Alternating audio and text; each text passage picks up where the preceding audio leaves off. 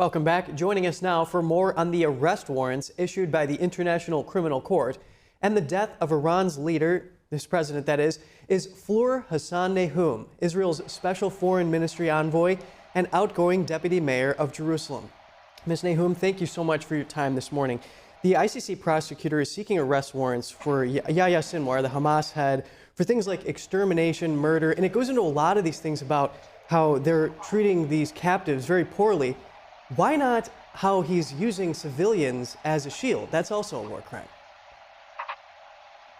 Well, absolutely. I mean, this is the least of the problems of this arrest warrant. The main problem is, of course, that they're comparing the leader that permanently killed, raped women, and they're comparing him to the elected prime minister of the state of Israel, elected a multiple times in a democracy. And the other thing that's wrong with it is the fact that the same court, or the court related to it, hasn't found any plausible reason to say that there's a genocide going on here. So it doesn't really connect. I understand, Fleur, and the ICC prosecutor wants to arrest Netanyahu for things like starvation, murder, not murder, attacks on civilian population. That is something that's obviously happening because Hamas is hiding behind civilians. What is supposed to be done in that case? Well, first of all, starvation is a complete libel because Israel has let in and facilitated in the last few months about 500,000 tons of food, more food than they were getting in before October 7th. So that's already a calumny. If Hamas are the people distributing that food and the food is not getting to the people that need to eat, that's not Israel's fault. That's Hamas's fault, who are purposefully denying their people of all of the aid that all the countries, including the United States, are sending. And so that's the first thing. Secondly, of course, as you mentioned quite rightly, Hamas uses its population as a human shield, which by international law is a war crime.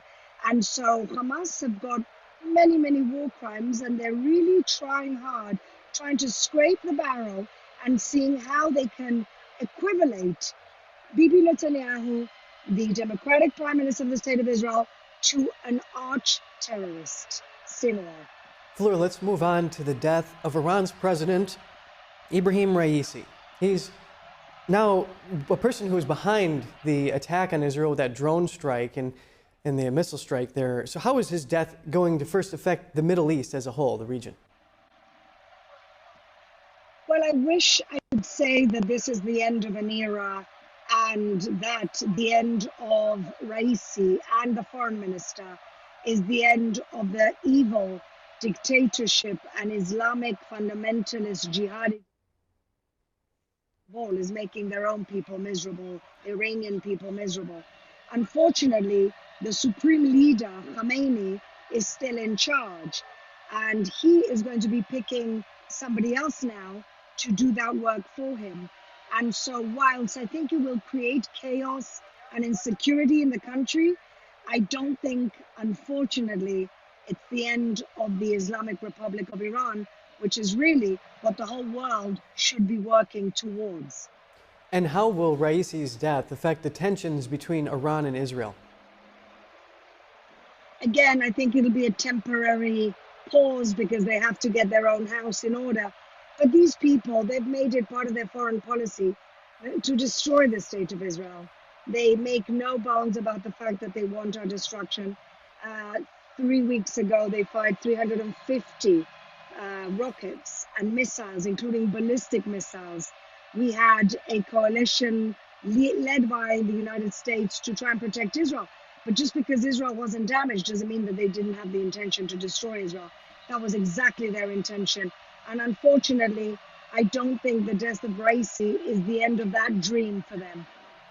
And we will keep in mind that Raisi was in charge of enriching this uranium, closest ever to weapons grade.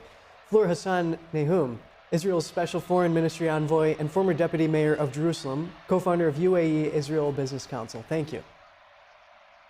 Thank you.